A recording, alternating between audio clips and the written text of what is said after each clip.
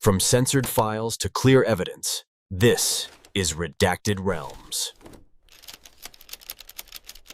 The windowpane held a single, perfect fingerprint in the dust, but the glass was still intact from the inside. Forensics confirmed it was fresh, placed there the night she disappeared, yet every door was locked, every entry point sealed. The air in her room that morning carried the faint, metallic scent of ozone, like the air after a lightning strike. No struggle, no sound.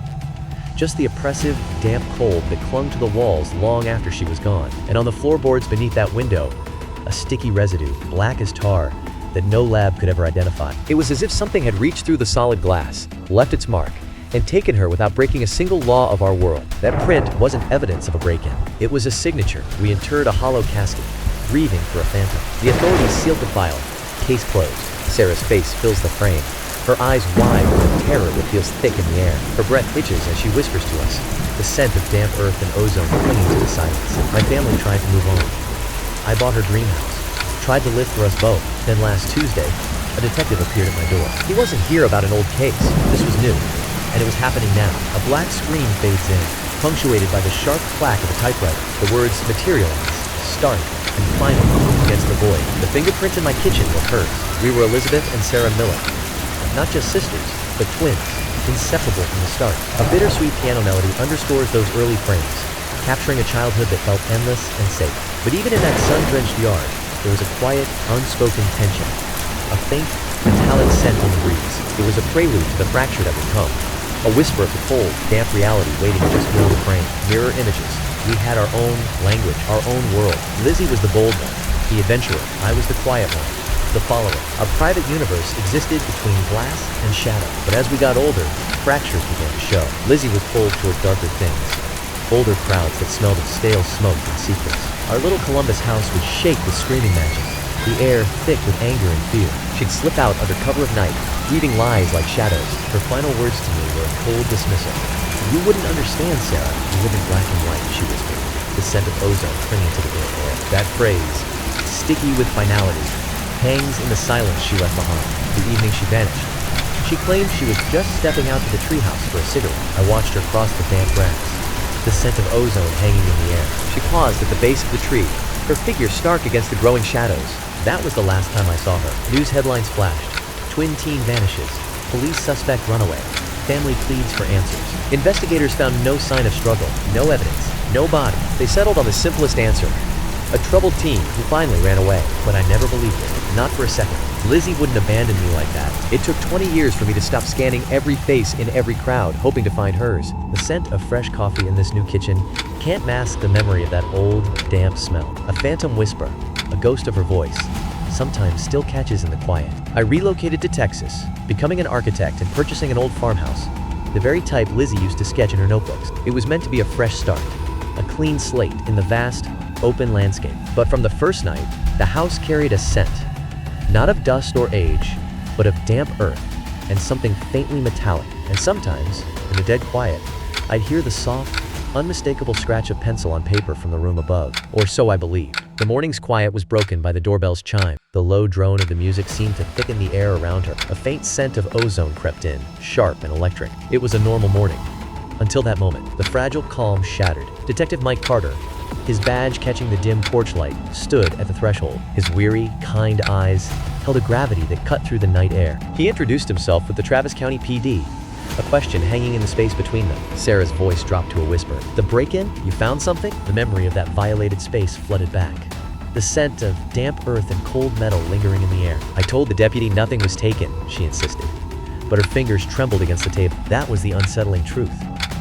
Nothing physical was missing, yet the atmosphere in the house had shifted, grown heavy with an unseen presence. They sat in the living room.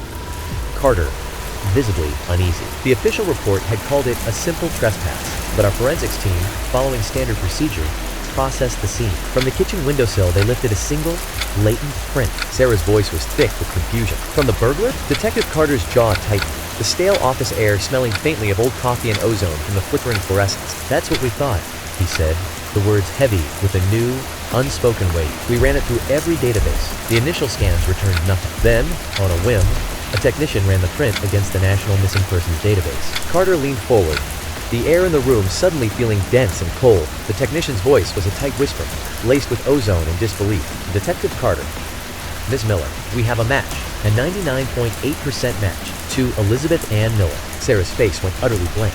A mask of hollow stillness. Then, slowly, it began to crumple inward. A collapse not of flesh, but of reality itself. The world didn't just stop, it reversed. For 2 decades, I'd lived in the aftermath of an ending. In one sentence, he told me the story wasn't over. The kitchen now felt alien, threatening. The windowsill seemed to glow with imaginary forensic markers. They asked the questions. Had I truly secured every lock? The spare key was still hidden where only Mark and I knew. Mark was across the ocean in London, his business trip stretching the distance between us into an abyss. When I finally called him, his voice broke with a devastation that felt physical through the phone. The air in our hallway suddenly carried the faint, metallic scent of ozone, like the moment before a storm. We cried together over the phone. We promised to get on the first flight home. Sarah began obsessively cleaning the already spotless kitchen, scrubbing the countertops with frantic energy. But as the shock faded, a cold, sharp logic started to cut through the grief. The print was inside, not on the broken lock, not on the stolen jewelry box. It was on the windowsill above my kitchen sink, the place where I stand every single day, staring out at those lonely fields. The detective said the print was old, ancient, a week at least. That meant someone had been here, watching, while I washed the dishes just days before. The object was clearly degraded, weathered by time. Yet how could it have survived, completely undisturbed, in a home I cleaned so meticulously? Unless it wasn't old at all. Unless it had been placed there recently. Sarah's scrubbing halted. She stared at her own hands, then slowly pivoted toward a family photo on the wall. Her parents, and Lizzie. And then it hit me. The one detail that made my stomach drop. The break-in. Nothing was taken. Not a single item stolen. Just that lingering scent of ozone and damp. But one thing was moved. The photo of me and Lizzie from our living room mantel lay face down on the kitchen counter. A wave of ozone, sharp and metallic, filled the air as I stared at the displaced frame. My breath hitched. This was no random act. Someone had been here. Someone who knew what that picture meant. It wasn't the burglar. It was a message. Scrawled not in ink, but in the heavy, metallic scent of iron that now hung in the air. A signature, left not on paper, but etched into the very atmosphere of the room with a palpable, invasive cold. She was here. The proof wasn't a sound, but the lingering, sickly sweet odor of decay that clung to the curtains. In my home, her presence remained. A sticky, oppressive weight that settled over everything I knew. For 2 decades, this entity has mirrored my existence. Moving just beyond my periphery, its presence now presses against the boundary of my reality. Palpable as damp, cold seeping through walls, the air carries the faint metallic scent of ozone, like the moment before lightning strikes. After 20 years of parallel existence, why has it chosen to manifest so tangibly now? The phone buzzed, slicing through the oppressive quiet. Mark's voice, tinny and distant, filtered through the speaker. Mark. Honey, I'm at Heathrow. My flight's delayed. A sharp, coppery scent pricked her nostrils, and the air grew heavy, as if the walls themselves were holding their breath. But I'll be there by morning, he promised, his tone hollow and final. Just hold on. Sarah's voice dropped to a whisper, the question hanging in the air like a physical weight. Not yet. Mark, did anyone ever ask you for a key? Her words carried the scent of ozone and cold metal, the smell of intrusion. Mark's response was a single, sharp word that cut through the static. What? No. Of course not. The only other key is with the property manager. Sarah, you're scaring me. Sarah hung up. But a sickening realization began to take shape. She rushed to her laptop, her fingers trembling as she logged into her home security cloud. The system had been offline the night of the break-in, marked as glitch. So she scrolled back through footage from the week before. The police had only examined the night it happened. But what if she'd visited before? What if she'd been a regular? The timestamp on the footage reads 10 days prior to the break-in. The camera's unblinking eye captures the front porch in stark monochrome. A faint scent of damp earth and ozone hangs in the air, as if the scene itself is charged with memory. The delivery woman in her cap and uniform placed the package at the door. Then she paused, and her head tilted upward toward the camera. The height, the building, was unmistakable. A wave of recognition, thick and sour as ozone, hit me. It was her. I knew it in my bones. Sarah's lens zooms in with frantic urgency. The woman pivots, and for a single frame, the porch light glints in her eyes. Sarah's body locks rigid. The air thickens with the smell of damp earth and ozone. Narrator. My eyes. She cuts to the back door camera footage from 2 days later. A figure approaches the back door, but this time in different attire.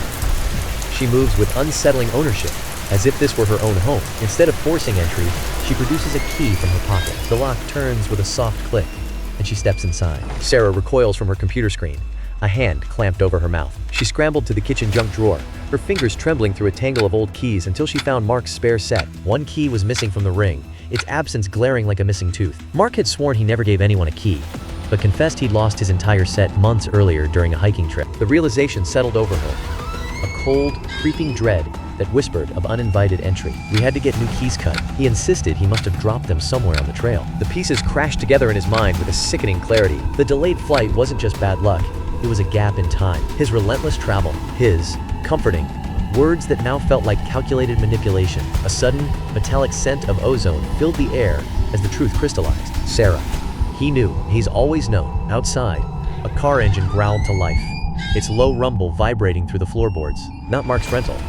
An older, quiet sedan that had stopped down the road, its headlights now extinguished. The scent of damp asphalt and ozone hung in the air, thick and unnatural. Sarah, gripped by a primal dread that froze her lungs, didn't call the police. Her fingers went numb against the phone's cold glass, the only sound her own shallow, ragged breaths. She sends Detective Carter a single, urgent text.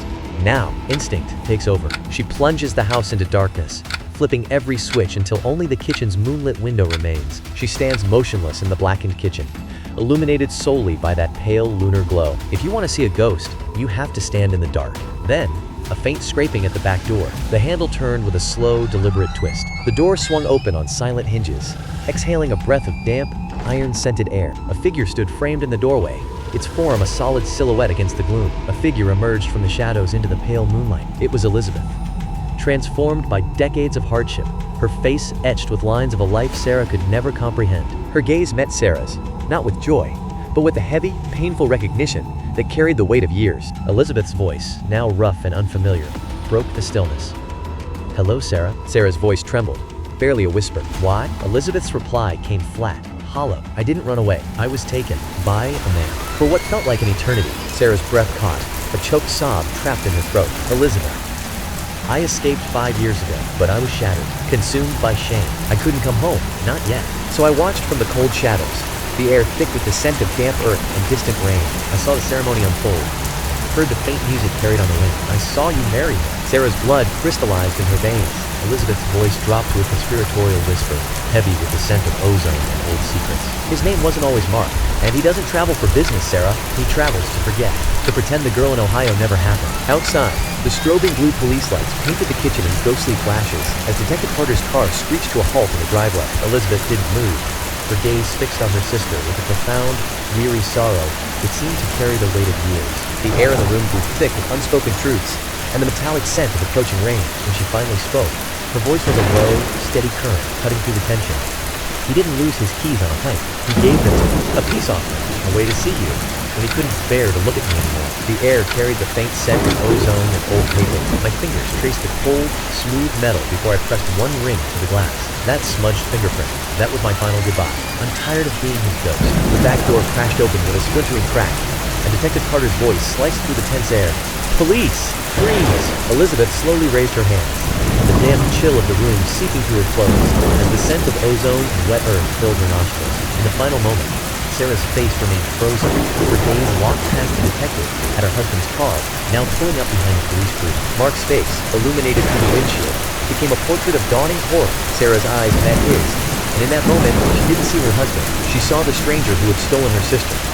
And then, for 2 decades, had stolen her grief. The music dissolved into a single, haunting piano note that hung in the heavy air. Mark was arrested on charges of kidnapping and false imprisonment. He maintains his innocence. In the final shot, Sarah stands alone in the now empty farmhouse.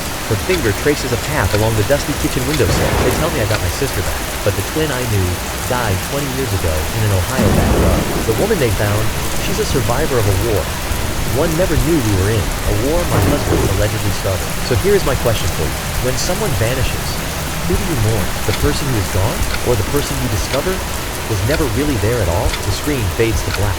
Some mysteries do not conclude with endings. They simply give way to new, more terrible beginnings. If this file opened your eyes, subscribe and open the next case.